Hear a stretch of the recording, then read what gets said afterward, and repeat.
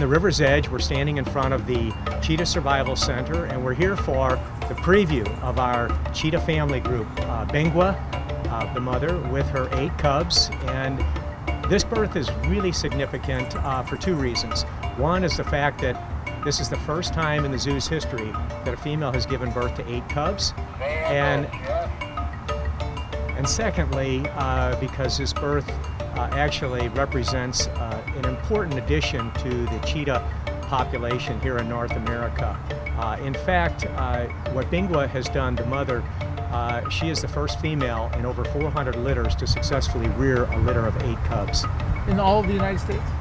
In all of North America. Oh, really? All in North So we've been keeping records for over 40 years, and over 400 litters. She is the first female to successfully rear a litter of 8 cubs. We have another group of cats up at Big Cat Country at the east end of the zoo, the lions, tigers, jaguars, leopards.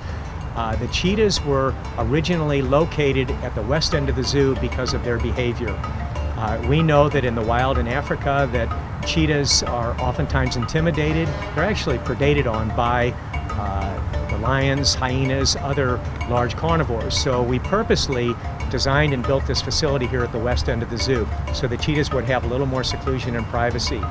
All the other cats are kept up at Big Cat Country.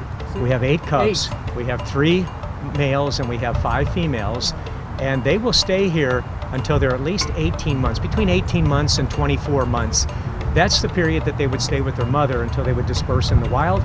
It's important for the cubs to stay with their siblings and their mother to learn socialization skills, they learn hunting skills, and it's really important that they stay here at least 18 months. Our cheetahs are all part of a managed population here in North America. It's called the Species Survival Plan for cheetahs.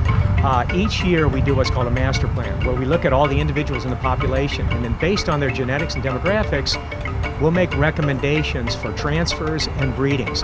Now, with these kids here, we don't have to look at them for at least another year because they won't reach maturity until they're at least 2 to 3 years of age. So there's no urgency in moving them to another institution. But in the future, in about a year, year and a half or so, we will look at that and see what's best for the managed population. It's very important that over the last several weeks, we've been acclimating the mother and the cubs to each of our yards here. The last habitat is the large habitat along the visitor's path here. We're really excited about having them out for our visitors in a couple of days. Everybody will be invited to come to see them, but it is an acclimation process. So we start with smaller yards in the back.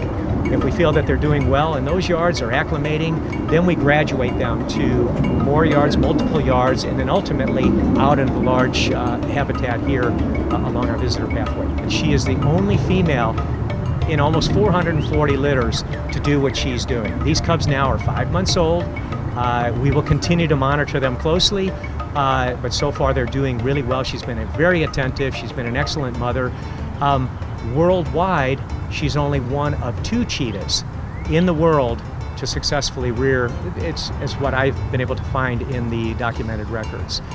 So yes, this is unique, it's remarkable, and it's very special for St. Louis. Their behavior is different than what you'd see in an adult.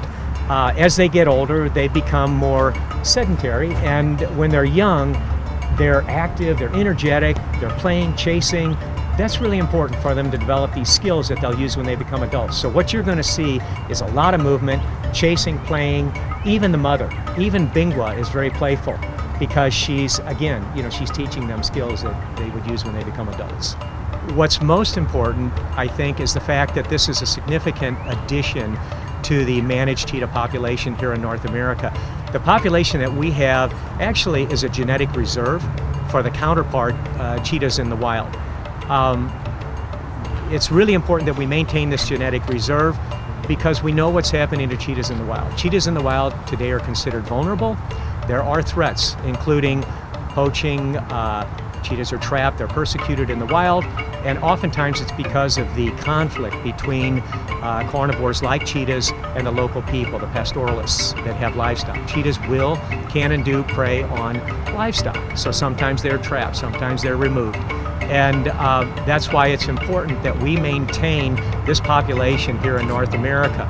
Someday, if we need to supplement the genetic material in the wild, we'll have good genetic stock for that program in the future. We are a network. We're an important part of what's called the Cheetah Breeding Coalition. There are about 7 or 8 zoos that are part of this club. We're all very important centers that we're all working very diligently to build our population and do it correctly. So it's a network, it's a team. We do these cooperative programs. But I think that the fact that Bingwa has produced, basically she's raising 2 litters, that's quite significant.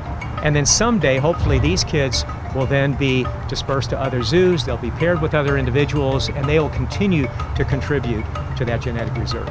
This is a great time of the year, the spring, early summer, especially with many of our antelopes, a lot of our bird species. This is the time of the year when many of the births occur. It's also a beautiful time of the year. It's one of the prettiest times here at the zoo when everything's blooming. It's a great time to come out to the zoo. But yes, there will be quite a few births that you're going to be hearing about, a lot of our important endangered antelope species and many of the other animals here at the zoo.